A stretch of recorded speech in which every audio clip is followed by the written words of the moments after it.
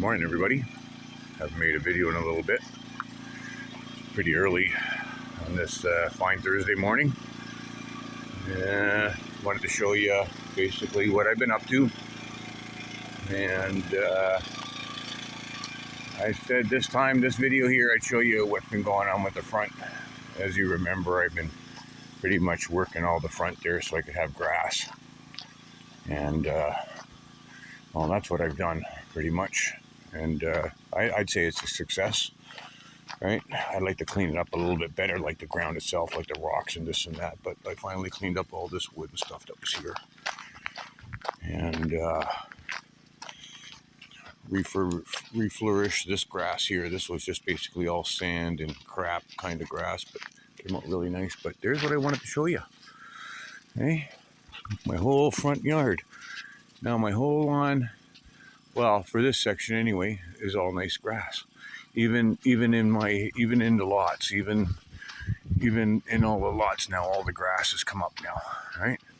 So I planted grass seed everywhere. I don't know how much money I spent on grass seed, but I got a lot of money in here in grass seed. But you know, if anybody wants to take off their shoes and ground, hey man, that's what I've been up to there. But the best part about it is the yard.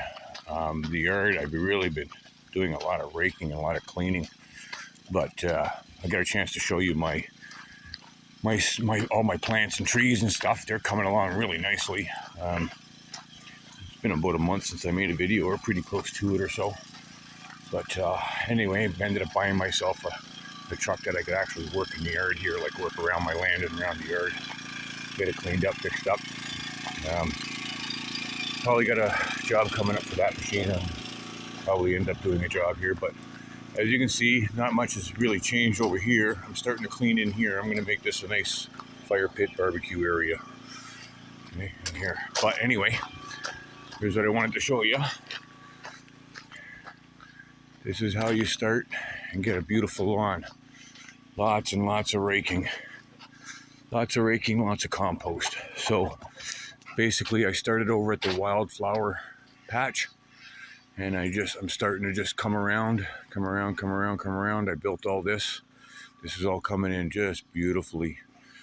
It's a little slow, but I think I bought 3 different types of grass seed now to try to find out which one's going to come in the best.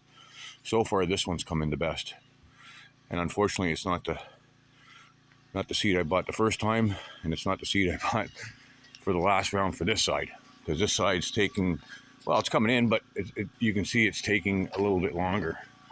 But anyway, my raspberries, they've taken. They're just not doing nothing for this year. My grapes, well, I got 3 nice plants, I think, out of the 5 that I transplanted. I don't think 2 survived, unless it comes back next year, this one. I don't know. That's not a leaf on it or anything. That's just a weed. Same with that one. That one didn't come back. But this grape plant's doing nice. This one's a little slow. This one's doing beautifully. This is the pear tree. And yeah, it's coming along nicely. This is that's the plum tree, sorry. I did say, I don't know if I said plum or pear, but anyway. This is a pear tree. This one's doing great. This one's almost 6 feet tall. This one here's 4.5 feet tall. All right, that's also a pear. And this is my Honeycrisp apple. All the grass is coming in here too. This is nice. I cleaned all this up nice, and I planted all grass in here. Honeycrisp apples, they're doing nice too, but kind of slow. I don't know how fast these things are really supposed to grow. This is, as you know, this is my first time at all this. So yeah. So here, my goji berries coming nicely. This is the blackberries. This is coming beautifully. And this is the kiwis. Kiwis are coming nice too. I got 2 nice kiwis in here. Got a lot of rain lately, so a little bit wet. But yeah, I got some nice kiwi in here. And here's the other Honeycrisp. This one's slow. It's taking 3 feet, and it's getting some kind of a blight or something going on with these leaves. I'm gonna have to, I don't know what that is.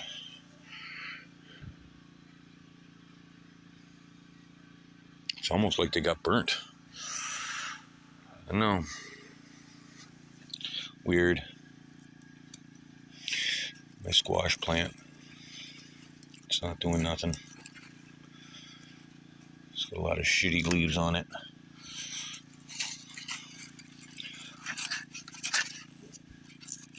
I'll just take them off. So I'm right back on the ground. That's permaculture. Permaculture attitude. Give it right back to the ground. Put the nutrients back on the ground. Into the ground. Right? Sunflower.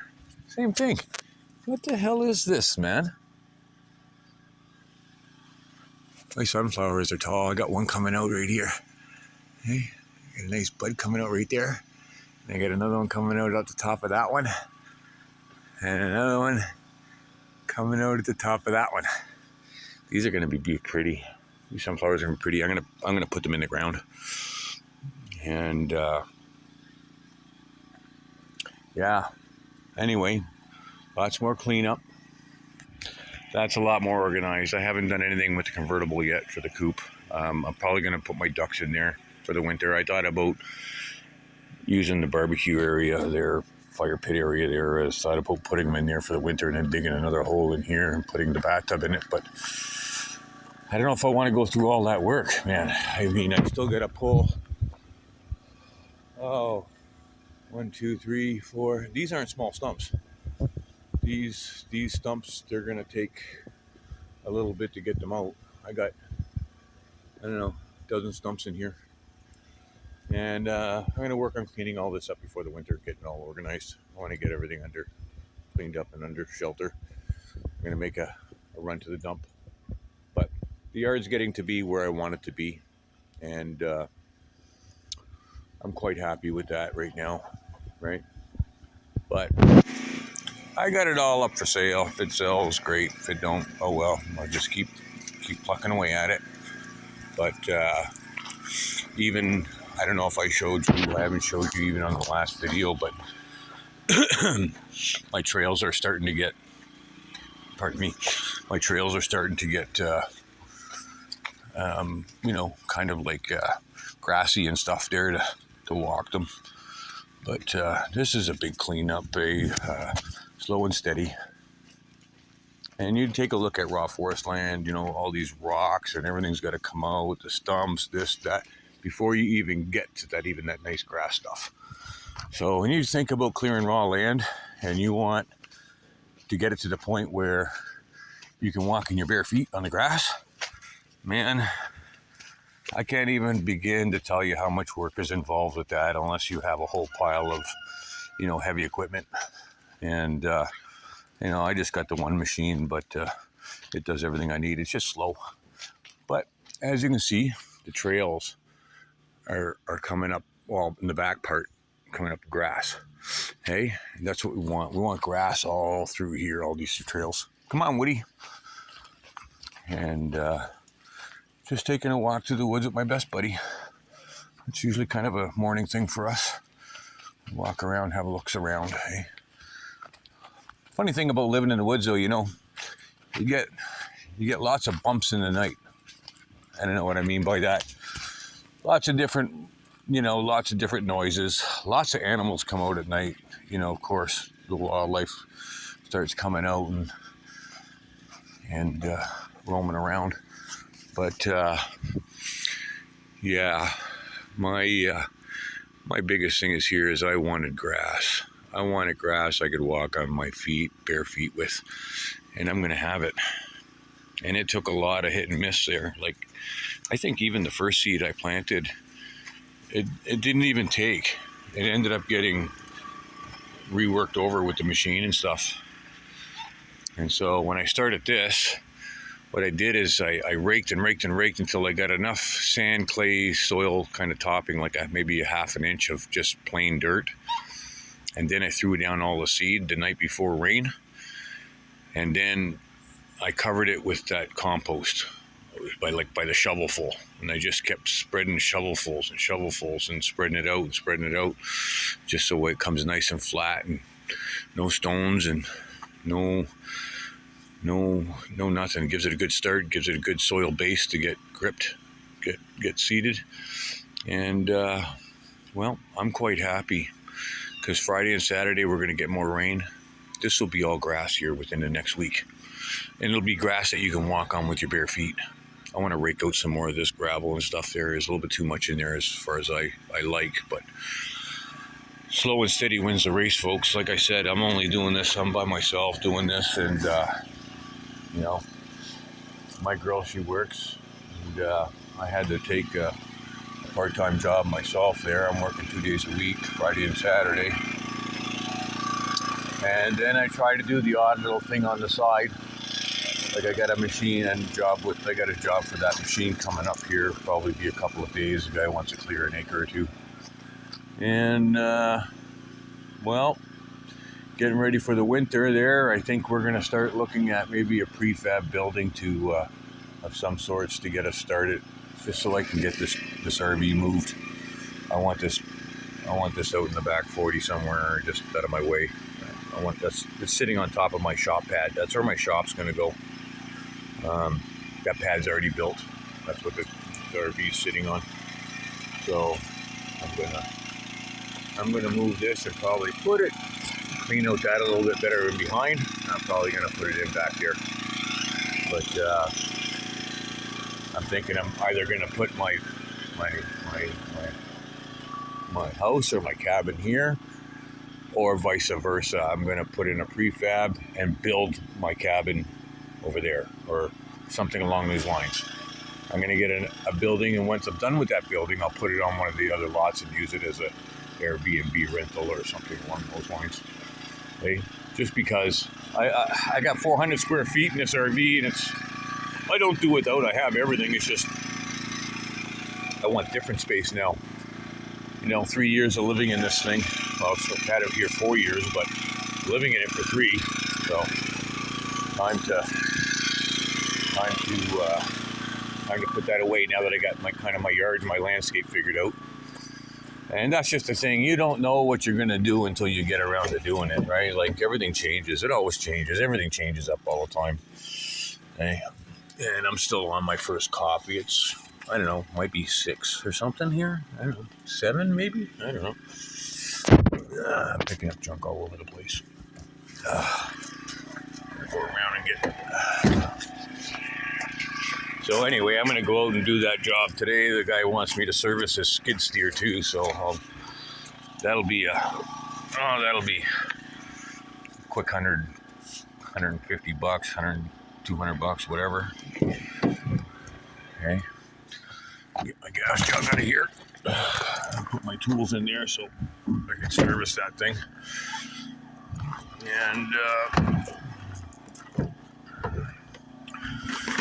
cat and dog food until I get to town. This is just to hold them over until I get to Costco. And not Costco, I'm not going to Costco no more. No Frills, I should say. Go to No Frills and get them a big bag of food. I'm not doing the big box stores no more. No more Costco's, no more Walmarts. I'm done with all those people. But anyway, folks, I'm gonna get in and feed my dogs. My chickens and ducks are taken care of. I don't know if I showed you the ducks. Ducks are, holy Christ, man, they're big. I better show you my ducks. You haven't seen my ducks. They're laying. They just started laying eggs the day before yesterday. So right now I'm getting in between 1 and 3 eggs a day out of my 4 hens. And I got way too many drakes. But that's the thing, right? So I should be getting 4 eggs a day. And I should be getting 4 eggs a day, but right now I'm getting in between 1 and 3. Right, so the last 2 days, I think I've gotten 7 eggs in total. So, but there they are. They're pretty happy. Their pond is fairly clean for a mud pond. Not a mud pond, but this is naturally fed rainwater and groundwater. So I don't do anything with this. I skim it out, and that's it. And but they're pretty happy duckies. You know what I mean? But I only have 4 females. I have 4 females and 8 drakes, and there are some pretty. But I'm probably going to sell some fertilized eggs if I can. I don't know what the market is like that. There are not many, but these are pretty birds, and they're very they're show-offs. They do tricks for you. They show off for you in the water. The males don't make much noise. They come out and make the odd honk noise there when they dunk in the water, but they you know, they're a nice bird to have. I don't know. I enjoy these so much more than the chickens. They're a lot less hassle. You know, the only problem these birds give me is at nighttime putting them to bed. They refuse to go to bed until it's absolutely dark. When they can't see no more, that's when they'll head to their bed.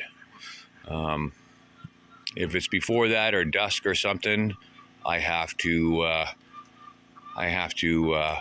tell them to go to bed. Oh, one come up and see me. I got the girls come up and see me a lot. I have the duck. I told you these ducks are all hand raised. So I raised these all as babies by hand. And they basically stayed in the house with us until they were 2 months old.